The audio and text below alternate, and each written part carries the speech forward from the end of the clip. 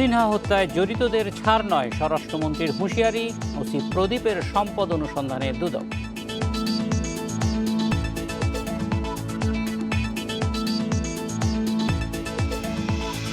কাশিমপুর থেকে কয়েদি পালানোর ঘটনায় বরখাস্ত 6, আরও 6 জনের বিরুদ্ধে বিভাগীয় মামলা।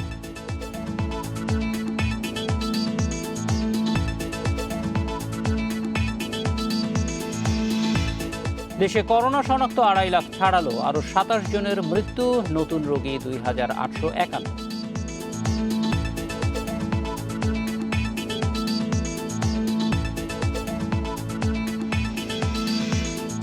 প্রধান নদ নদীর পানি কমলেও বাড়ছে ভাঙনের তীব্রতা, পানির নিচে সাভারের শতাধিক গ্রাম।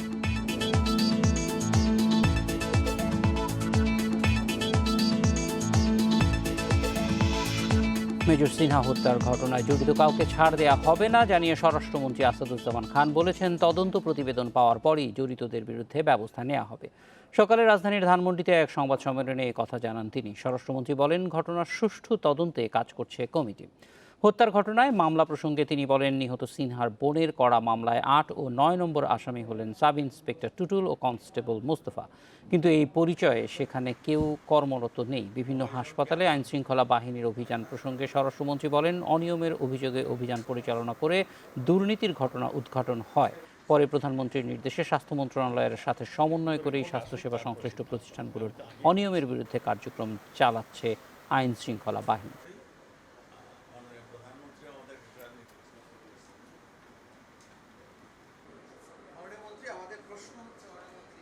তদন্তর আগে কিছু বলা যাবে না। এগুলো ধরেন কে আসে না আসে, এগুলো তদন্ত রিপোর্ট আসুক, এসপির নাম আসলে আমরা দেখব, যার নামে আসে দেখব। আমাদের মাননীয় প্রধানমন্ত্রী তো কোনোটাই করছেন না।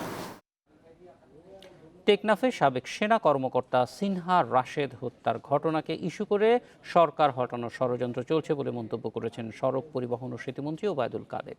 সকালে নিজ বাসায় বিআরটিএ কর্মকর্তাদের সাথে ভিডিও কনফারেন্সে তিনি বলেন, শেখ হাসিনার সরকারের শেকড় অনেক গভীরে, তাই গুজব রটিয়ে কোনো লাভ নেই। সাবেক সেনা সদস্য মেজর সিনহা রাশেদের মর্মান্তিক মৃত্যুকে কেন্দ্র করে কেউ কেউ দুই বাহিনীর মধ্যে উস্কানি দেওয়ার অপচেষ্টা চালাচ্ছে। এ সকল বিষয়ে সতর্ক রয়েছে।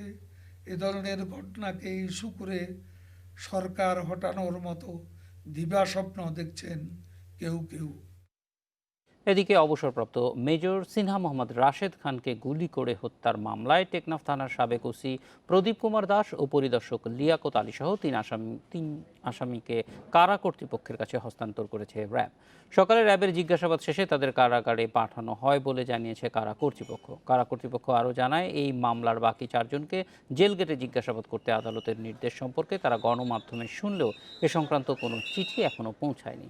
এর আগে বৃহস্পতিবার র্যাবের আবেদনের পরিপ্রেক্ষিতে সিনহা হত্যা মামলায় টেকনাফ থানার সাবেক ওসি প্রদীপ কুমার দাস সহ 3 আসামিকে 7 দিন করে রিমান্ড মঞ্জুর করে আদালত। এছাড়া বাকি 4 জনকে জেল গেটে জিজ্ঞাসাবাদের নির্দেশ দেওয়া হয়। এদিকে র্যাবের পক্ষ থেকে বলা হয়েছে, আত্মসমর্পণ করা 7 আসামির 7 দিনের রিমান্ড মঞ্জুরের জন্য একটি আবেদন আদালতে প্রক্রিয়াধীন আছে।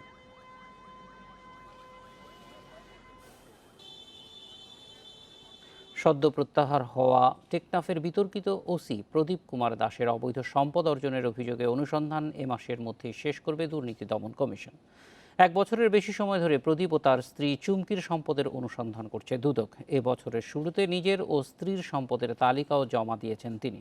করোনার কারণে অনুসন্ধান স্থবির হয়ে পড়লেও এখন আবারও তৎপর হয়েছে দুদক।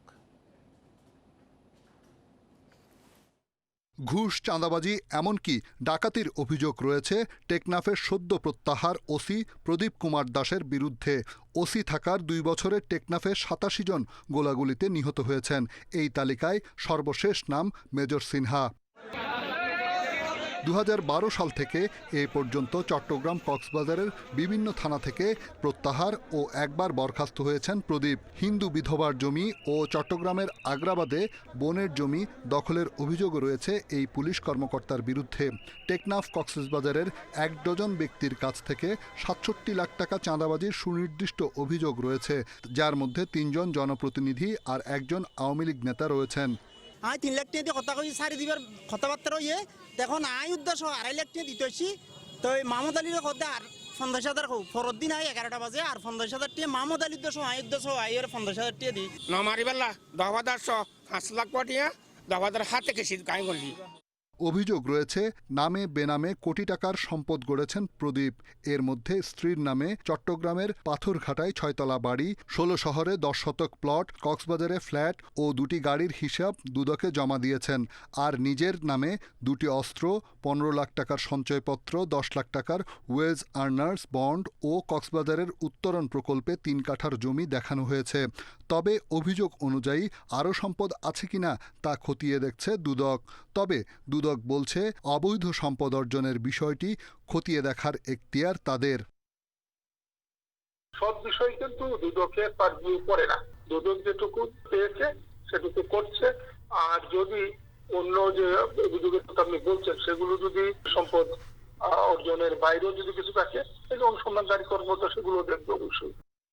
ওসি প্রদীপের নির্দেশে অবসরপ্রাপ্ত মেজর সিনহাকে হত্যার অভিযোগ ওঠার পর তার বিরুদ্ধে দুর্নীতির অনুসন্ধানে আবার তৎপর হয়েছে দুদক। প্রদীপ ছাড়াও আরও শতাধিক পুলিশ সদস্যের দুর্নীতির অভিযোগও খতিয়ে দেখছে দুদক। রিশাদ হুদা, ইন্ডিপেন্ডেন্ট নিউজ, ঢাকা।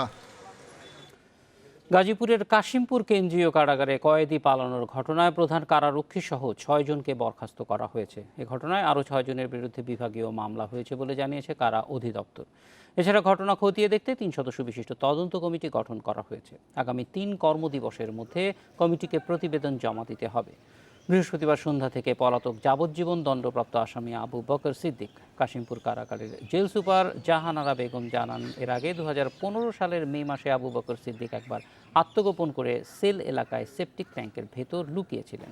পরদিন সেখান থেকে তাকে উদ্ধার করা হয়। আবু বকর সিদ্দিক 2011 সালে রাজশাহী কেন্দ্রীয় কারাগার থেকে ফাঁসির আসামি হিসেবে কাশিমপুর কারাগারে আসেন। 2012 সালের 27 জুলাই সাজা কমিয়ে তাকে যাবজ্জীবন কারাদণ্ড দেয় আদালত।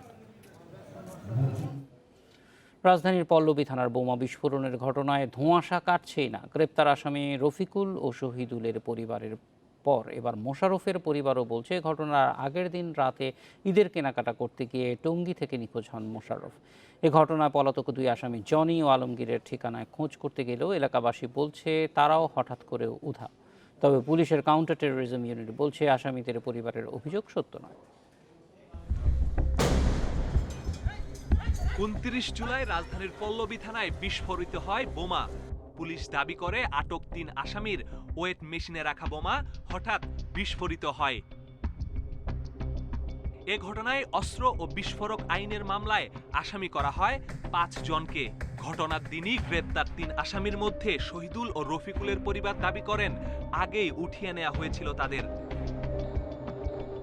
গ্রেপ্তার অপর আসামি মোশাররফের বর্তমান ঠিকানা পুলিশের প্রাথমিক তথ্য বিবরণীতে দেয়া হয়েছে গাজীপুর জেলার টঙ্গীর দত্তপাড়া, টেকপাড়া, খাপাড়া, নোয়াখাইল্লার বাড়ি। সেখানে গিয়ে দেখা যায় ঠিকানাটি ভুল। টঙ্গীর পূর্ব ও পশ্চিম থানার 2 এলাকা মিলিয়ে ওই ঠিকানা। টেকপাড়া তার কয়েকটি আছে। কোন টেকপাড়া কথা কই সুরাট টেক আছে, সার্কিট টেক আছে, তারপরে সাজার টেক আছে, অনেকগুলো নোয়াখালীর বাড়ি আছে। আপনি কোন নোয়াখালীর বাড়ি যাবেন, কার বাড়ি দিকে খুঁজবেন, এভাবে তো বার করানো সম্ভব না। তবে মোশাররফের স্থায়ী ঠিকানা শেরপুরে গিয়ে পাওয়া যায় বাবা, মা ও স্ত্রীকে। পরিবার বলছে মোশাররফ টঙ্গী বাজার এলাকার পোশাক কারখানার শ্রমিক। 28 জুলাই রাতে ঈদের কেনাকাটা করতে গিয়ে টঙ্গী থেকে নিখোঁজ। অথচ পুলিশ বলছে তাকে আটক করা হয়েছে পল্লবী থেকে। 7টা বাজে প্যান্টটা পাল্টাইতে গেছে। এরপরে আর কোনো খোঁজ নেই। আমরা ফোন দিছি 10টা পর্যন্ত মোবাইল খোলা ছিল। 10টার পরে মোবাইল বন্ধ হয়ে গেছে। আসে না কিন্তু কোনো জড়িতই নাই। জড়িত থাকতো আমরা আজকে আমার বিশাল সম্পত্তি থাকতো, আজকে আমার অনেক কিছু থাকতো। এদিকে মামলার পলাতক আসামি জনি ও আলমগীরের ঠিকানা পল্লবীর 11 নম্বর সেকশনের বাউনিয়া বাঁধে গিয়ে খোঁজ করার চেষ্টা করা হয়। ঘটনার পর থেকেই সেখানে আতঙ্ক। প্রথমে কেউ কথা বলতে রাজি না হলেও অনেক খোঁজাখুঁজির পর তাদের এক প্রতিবেশী জানান বিস্ফোরণের কয়েকদিন আগ থেকেই হঠাৎ উধাও তারা। না কোন খারাপি করে কিনা এটা তো আমি জানি না, এটা জানলে না আমি বলবো। বলেন এমনি চলাফেরা তো দেখি ভালোই। মামলা 2টি তদন্তে থাকা পুলিশের কাউন্টার টেরোরিজম ইউনিট বলছে আসামিদের পরিবার মন গড়া বক্তব্য দিচ্ছে। সুনির্দিষ্ট অভিযোগেই তাদের আসামি করা হয়েছে। এটা একদম রিমান্ড শেষ হওয়ার পরে আমরা ব্রিফ করবো। এটা মোটামুটি রাইট পথে চলতেছে তদন্ত, আমরা সিনসিয়ারলি কাজটা করতেছি, ওরা রোডে যাওয়ার চেষ্টা করছি, যদি বাড়তে অনেক কিছুই করবো। পুলিশের দাবি আসামিরা সবাই স্থানীয় জামিল ও মামুন গ্রুপের সদস্য। তবে বোমাটি আসামিদের কাছে কিভাবে আসলো তা খতিয়ে দেখা হচ্ছে। Masudur Rahman, independent news, Dhaka. রাজধানীর বসুন্ধরা আবাসিক এলাকা থেকে নির্মাণ প্রতিষ্ঠান সজীব বিল্ডার্সের মালিক আবুল খায়েরের মরদেহ উদ্ধার করেছে পুলিশ। বৃহস্পতিবার দিবাগত রাতে তাকে বাসা থেকে ডেকে নিয়ে খুন করা হয় বলে দাবি পরিবারের। প্রাথমিকভাবে হত্যাকাণ্ড বলে ধারণা করছে পুলিশ। এ ঘটনায় ভাটারা থানায় একটি হত্যা মামলার প্রস্তুতি চলছে। বসুন্ধরা আবাসিক এলাকায় পরিবার নিয়ে বসবাস করতেন কনস্ট্রাকশন কোম্পানি সজীব বিল্ডার্সের মালিক আবুল খায়ের। পরিবারের দাবি, একটি জমি নিয়ে তার সঙ্গে একটি পক্ষের ঝামেলা চলছিল। বৃহস্পতিবার রাতে তাকে কয়েকজন বাসা থেকে ডেকে নিয়ে যান। এরপর থেকে নিখোঁজ ছিলেন আবুল খায়ের। মোবাইল ফোনও বন্ধ পাওয়া যাচ্ছিল। পরে বিভিন্ন জায়গায় খোঁজাখুঁজির পর তার খোঁজ না পাওয়ায় রাতে ভাটারা থানায় বিষয়টি জানায় তার পরিবার। কিন্তু 6:30টার দিকে তার ফোন বন্ধ। এভাবে করে 7:30, 8:30, 9:30 এরকম আমরা ধীরে ধীরে ফোন দিতেছি মানুষজনকে, যাদের সাথে ঘুরে থাকে তাদেরকে, কোনো খবর টবর নাই, কেউই বলে না যে আছে, কোথায় আছে, কি আছে, কি বিষয়। কিছুদিন আগে বলছিল উনি ওখানে একটা নতুন করে একটা জায়গা কিনছে, ওখানে ওনার কাজ চলছিল। তো গতকাল রাতে নাকি ওনাকে সমাধান করবে মর্মে ডেকে নিয়ে গেছে ভাবি বললো।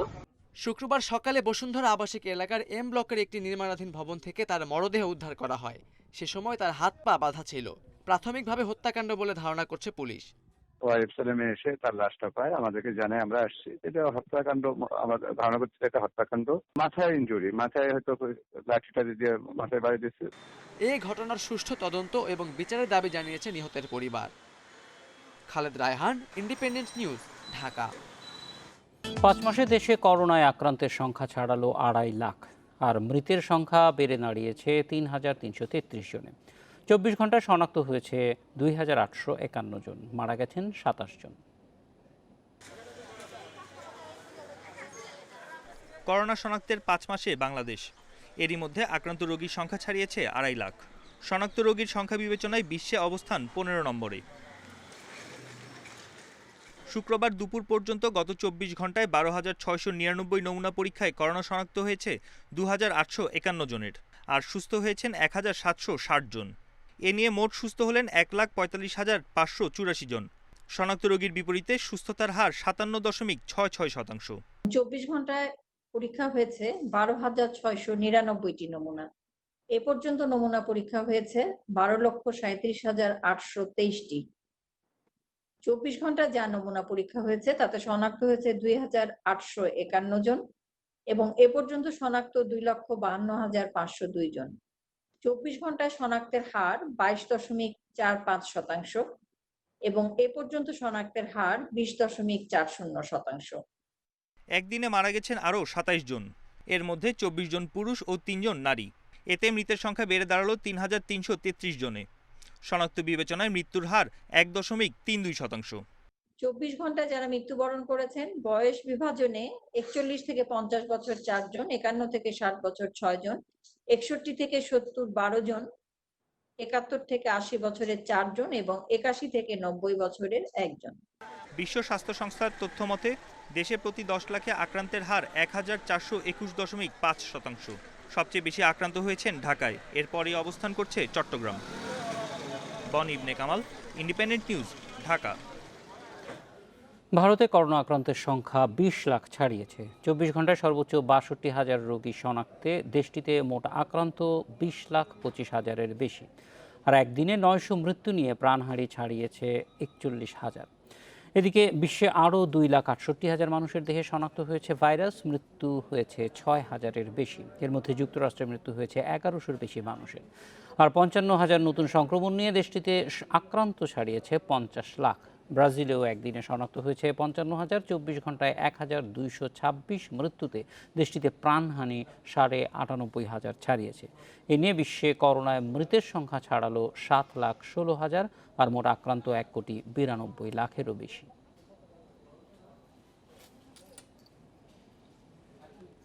রাজধানীর সংসদ ভবন এলাকার চন্দ্রিমা উদ্যানে প্রাইভেট কার চাপায় মারা গেছেন পর্বতারোহী রেশমা নাহার রত্না।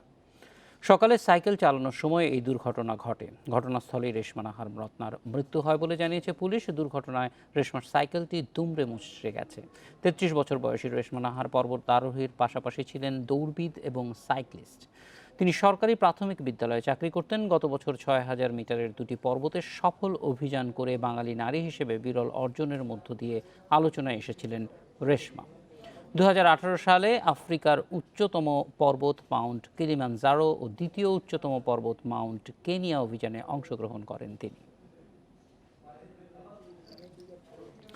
ঈদের ছুটি কাটিয়ে কর্মস্থলে ফিরছে মানুষ। ঢাকামুখী মানুষের চাপ দেখা গেছে বরিশাল লঞ্চ ঘাটে। বিকেল থেকে ঢাকার উদ্দেশ্যে রওনা হতে শুরু করেছে অনেকে। যাত্রীর চাপ সামাল দিতে নিয়মিত ৬টি লঞ্চের সঙ্গে আরও ৮টি লঞ্চের ব্যবস্থা করা হয়েছে। লঞ্চগুলোতে সামাজিক দূরত্ব ও স্বাস্থ্যবিধি মেনে চলার কথা বলা হলেও অনেকেই তা মানছেন না। যাত্রীরা বলছেন নির্ধারিত সময়ে কর্মস্থলে ফেরার তাড়ায় আছেন তারা। এদিকে প্রবল স্রোতের কারণে লঞ্চ চালকদের সতর্ক থাকার নির্দেশনা দিয়েছে বরিশাল নৌবন্দর কর্তৃপক্ষ।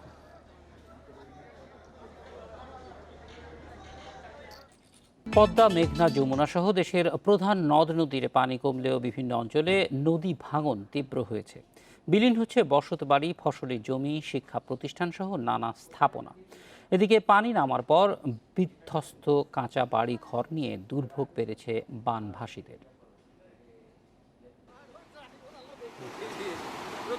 এক মাসেরও বেশি সময় ধরে পাহাড়ি ঢল আর টানা বৃষ্টিতে তলিয়েছিল সুনামগঞ্জের নিচু এলাকা। গত এক সপ্তাহে এসব এলাকার পানি কমলেও বেড়েছে নদী ভাঙন। দীর্ঘ এক মাস পরে যমুনার পানি বিপদসীমার নিচে নেমেছে। তবে নিচু এলাকায় এখনো পানি থাকায় সিরাজগঞ্জের বাঁধে আশ্রয় নেয় মানুষগুলো ফিরতে পারেনি বাড়িতে। একই সঙ্গে ভাঙন আতঙ্কে আছে নদী তীরের মানুষ। চরাঞ্চলের অধিকাংশ আবাদি জমি পানির নিচে তলিয়ে থাকায় কর্মহীন হয়ে পড়েছেন এলাকার কৃষক। একটা মাস ধরে পানির মধ্যে অসুবিধায় রয়েছি আমরা সবই বন্ধ। পানি কমে না, মানুষের কাজ কাম নাই, খাবো কি? ২ দফা বন্যার পর এবার ফরিদপুরে বেড়েছে নদী ভাঙন। মধুমতির ভাঙনে বিলীন হয়েছে আলফাডাঙ্গার ৩টি ইউনিয়নের বিস্তীর্ণ এলাকা। মেঘনার পানি বাড়ায় লক্ষ্মীপুরের ৫০টি গ্রাম প্লাবিত। সব নদীর ভিতরে এইটুক জমি ছিল, তাদের ভেঙে গেছে। আমরা পরের বাড়ি রয়েছি, বাগান কোগান মালামাল সব চলে গেল। জাগানি জমি নেই তো, আগান বাগান রয়েছি। শরীয়তপুরের নড়িয়া ও জাজিরায় গত ২ সপ্তাহের ভাঙনে সব হারিয়েছে ৩৯২টি পরিবার। আরও অন্তত ৫ শতাধিক বসতি সরিয়ে নেওয়া হয়েছে। পদ্মায় বিলীন হয়েছে সরকারি প্রাথমিক বিদ্যালয়ের আশ্রয়কেন্দ্র সহ 2টি পাকা ভবন। বাড়িঘর গাঙ্গে ভাঙ্গে লাগছে, বুঝলেন? আমরা খানিয়া গর্দান টলারে বসছি, অনেক খানিয়া নামাইতে। নদী ভাঙন মোকাবিলায় সারা দেশের ঝুঁকিপূর্ণ এলাকা চিহ্নিত করে স্থায়ী বাঁধ নির্মাণের কথা জানিয়েছেন পানি সম্পদ উপমন্ত্রী। ইমার্জেন্সি ওয়ার্কের চেয়ে বেশি গুরুত্ব দিব। সারা বাংলাদেশের ঝুঁকিপূর্ণ এলাকাগুলো নির্ধারণ করে পর্যায়ক্রমিকভাবে আমরা স্থায়ী প্রকল্প নিচ্ছি। ভাঙন রোধে এরই মধ্যে ৮,০০০ কোটি টাকার প্রকল্প নেওয়া হয়েছে বলেও জানান তিনি। সোহেলি জাহান, ইন্ডিপেন্ডেন্ট নিউজ ডেস্ক। ঢাকা শহরে বন্যায় প্লাবিত শতাধিক গ্রাম, তলিয়ে গেছে আঞ্চলিক সড়ক সহ বিভিন্ন স্থাপনা। বন্যা পূর্বাভাস ও সতর্কীকরণ কেন্দ্র বলছে বালু, লাক্ষা, বংশী, তুরাগ ও ধলেশ্বরী নদী পানি বিপদসীমার উপরে পৌঁছে প্রায় ১,০০০ হেক্টর ফসলি জমি তলিয়ে গেছে। সাভারের ভাকুরতা ইউনিয়নের হলুরিয়া গ্রাম ২০ দিন ধরে পানিবন্দী। তুরাগ নদীর পানি বিপদসীমার উপর দিয়ে প্রবাহিত হওয়ার পর থেকে প্লাবিত হয়েছে লোকালয় ও চাষের জমি। উজানের ঢলে তলিয়েছে উপজেলার ৯১৬ হেক্টর ফসলের ক্ষেত। সেখানে আউশ ধান ক্ষেত ও রোপা আমনের বীজতলা সহ ৭৯০ হেক্টর জমিতে চাষাবাদ হতো সবজি। বন্যায় সাভারের শিমুলিয়া, ভাকুরতা, তেঁতুলঝড়া ও ধামসোনা ইউনিয়নের অন্তত ১০টি পুকুর ও বেশ কিছু মাছের ঘের তলিয়েছে। মাছের গিয়ার মনে করেন ১০-১২ গিয়ার মাছ সব চলে গেছে বন্যায় ডুবে। ডাটা, লাল শাক, কুই শাক, জালি, মিষ্টি লাউ, এগুলো সবই তো দইনা পাতা সবই ছিল, লাল শাক সবই তো ডুবে গেছে। আমারই যেমন ক্ষতি হয়েছে ৪-৫ লাখ টাকার সবজি নষ্ট হয়ে গেছে। আরও তো এরকম বহুত গৃহস্থ নষ্ট হয়েছে, বহুত ব্যাপারী নষ্ট হয়েছে। কারণ বাজার বা আমাদের ঢাকার যে লোকজন মনে হয় এদিকে শাকসবজি না থাকলে শাকসবজির অভাব দেখা দেয়, মানে কাইসে প্রচুর দাম বেড়ে যায়। সাভারের মগরাকান্দা এলাকার নির্মাণাধীন বক্স কালভার্টটি ধসে যাওয়ার উপক্রম। বিকল্প বেইলি ব্রিজ দিয়ে ঝুঁকি নিয়ে চলছে যানবাহন। গত এক সপ্তাহে সাভার আশুলিয়া ধামরায় প্লাবিত হয়েছে প্রায় 100 গ্রাম। ঘরের মধ্যে পানি চলে আসায় অনেকে ছেড়েছেন বাসাবাড়ি। দুর্গত এলাকার ত্রাণ সহায়তা না পাওয়ার অভিযোগ রয়েছে। বহুত দিন ধরে পানি এখানে আসছে, পানি ওখানে কমতেছে টিপটিপে অল্প অল্প। না, এখানে ত্রাণ সহায়তা তেমন একটা আসে নাই, পাই না এখানে, আমি দেখি না, আমার চোখে পড়ে নাই। বন্যা পূর্বাভাস ও সতর্কীকরণ কেন্দ্র বলছে সারা দেশে বন্যা পরিস্থিতি উন্নতির দিকে। আগামী 72 ঘন্টায় যমুনা, ব্রহ্মপুত্র ও পদ্মার পানি সমতলে কমছে। তবে রাজধানীর আশেপাশের নদী বালু, লাক্ষা, বংশী, তুরাগ, ধলেশ্বরী, কালীগঙ্গা নদীর পানি বিপদসীমার ওপর দিয়ে বইছে। উত্তরাঞ্চলে বন্যা পরিস্থিতির ব্যাপক উন্নতি হয়েছে। আগামী 2 দিনের মধ্যে উত্তরাঞ্চলের প্রতিটা জেলা থেকে বন্যার পানি নেমে যাবে। মধ্যাঞ্চলে যেটা বলেছে জোয়ার ভাটার কারণে, প্রভাবের কারণে কিছুটা দীর্ঘায়িত হচ্ছে, তবে সেটাও আমরা আশা করি মধ্যাঞ্চল সহ ঢাকার চারপাশের যে বন্যা পরিস্থিতি সেটাও আপনার আগামী সপ্তাহের মাঝামাঝি বা শেষ নাগাদের মধ্যে একটা স্বাভাবিক অবস্থায় চলে আসবে। দেশের 12টি নদীর পানি বিপদসীমার উপরে রয়েছে। পানি উন্নয়ন বোর্ডের পর্যবেক্ষণে থাকা 101টি স্টেশনের মধ্যে 76 পয়েন্টে নদীর পানি কমেছে। Shahriar Anirban, independent news, Dhaka.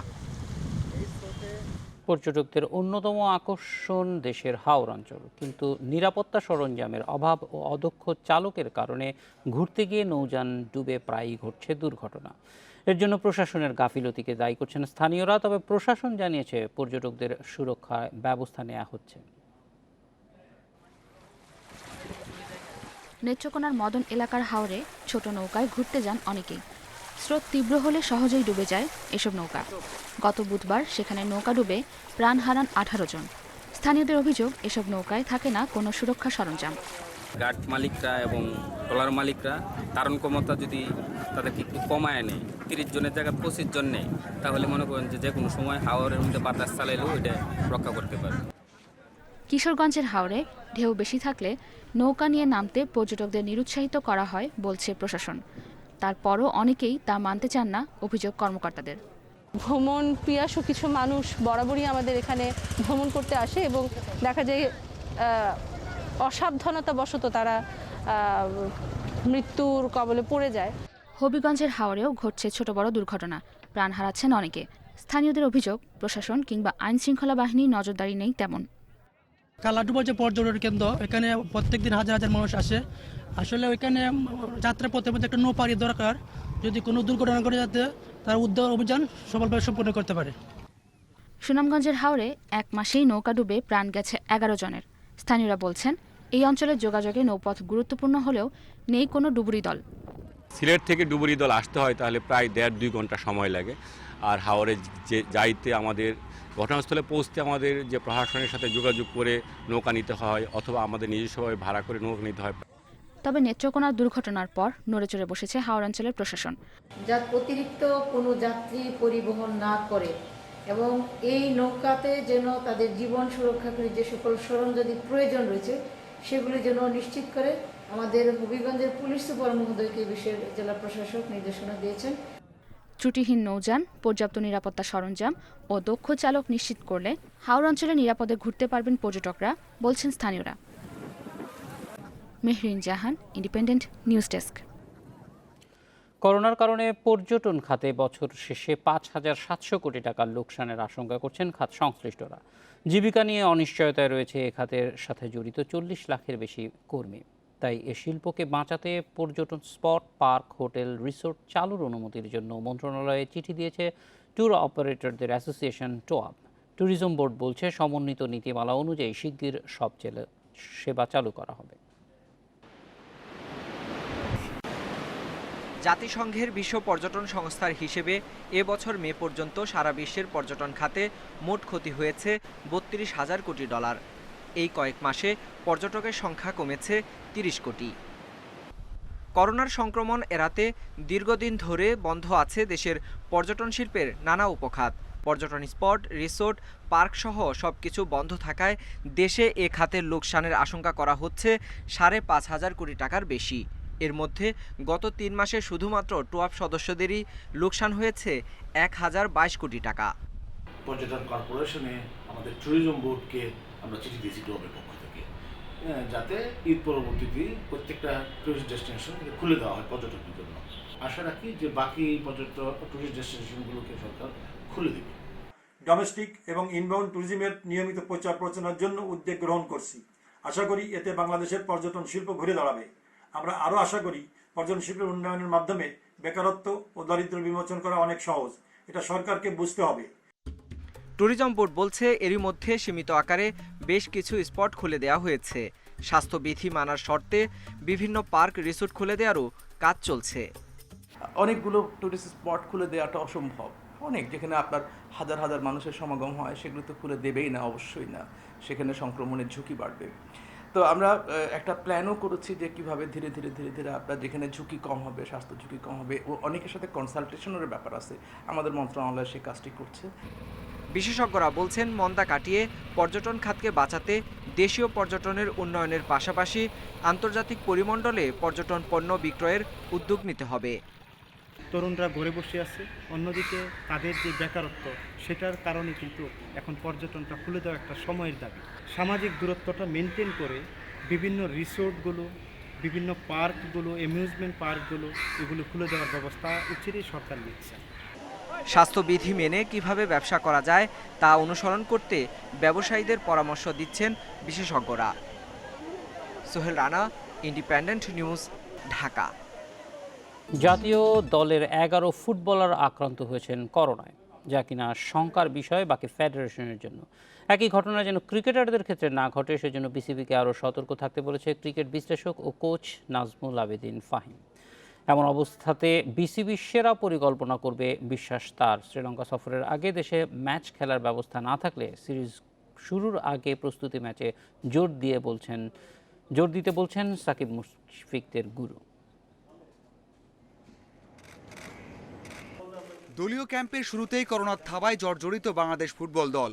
মহামারীতে দেশে কোনো দলের প্রথম ক্যাম্প স্বস্তি আনার পরিবর্তে দিয়েছে সতর্কবার্তা। বড় একটা ধাক্কা লেগেছে দেশের ক্রীড়াঙ্গনে। করোনা পরীক্ষায় 11 ফুটবলার হয়েছেন পজিটিভ, যা কিনা বড় একটা বার্তা বাকি ফেডারেশনগুলোর জন্য। জাতীয় ক্রিকেট দলের ব্যক্তিগত অনুশীলন শুরু হয়েছে। কিছুদিন পর দলীয় ক্যাম্পের পরিকল্পনা বিসিবির। দলীয় অনুশীলন শুরু হলে একই অবস্থা হবে না তো ক্রিকেটেও? সতর্ক থাকতে বলছেন ক্রিকেট বিশ্লেষক ও কোচ নাজমুল আবেদিন ফাহিম। বেশ কিছু ফুটবলাররা করোনা এফেক্টেড হয়েছে, সে খবর আমরা পেয়েছি। এটা খুব আশঙ্কার একটা ব্যাপার আমাদের জন্য, কারণ এরা সবাই অ্যাসিম্পটোম্যাটিক। একই ব্যাপার আমাদের ক্রিকেটের ব্যাপারে ঘটছে কিনা এটা কিন্তু আমাদের একটু খতিয়ে দেখা দরকার।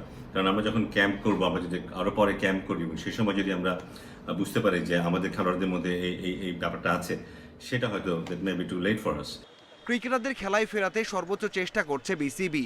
টেস্টের পাশাপাশি টি-20 সিরিজ খেলার কথাবার্তা চলছে শ্রীলঙ্কার সাথে। ঢাকা প্রিমিয়ার লিগ না হলে তার আগে কোনো ম্যাচ খেলার সুযোগ নেই টাইগারদের। দীর্ঘ সময় পর মানিয়ে নিতে কি করা দরকার পরামর্শ দিচ্ছেন সাকিব মুশফিকদের গুরু। ক্রিকেট বোর্ড শ্রীলঙ্কাতে আমাদের জাতীয় দলের পাশাপাশি আমাদের এইচপি দলকে নিয়ে যাবে এবং ওখানে কিছু প্র্যাকটিস ম্যাচ খেলার চেষ্টা করবে, এবং সেটা যদি করা যায় আমার মনে হয় সেটা সবচেয়ে ভালো অপশন হতে পারে আমাদের জন্য। ব্যাপারটা এক্সপেন্সিভ যদিও, কিন্তু আমার মনে হয় জাতীয় দলের পাশাপাশি আমাদের লিডিং ক্রিকেটার যারা আছে তারাও একটা এক্সপোজার পেতে পারে এই সুযোগে। জাতীয় দলের পাশাপাশি এইচপি দলকে লঙ্কা সফরে পাঠানোর পরিকল্পনা বিসিবির। এমনটা করতে পারলে দ্রুত আগের অবস্থায় ফিরতে পারবেন ক্রিকেটাররা, বিশ্বাস নাজমুল আবেদিন ফাহিমের। Mazharul Islam, independent news. এ ছিল সংবাদ সন্ধ্যায়।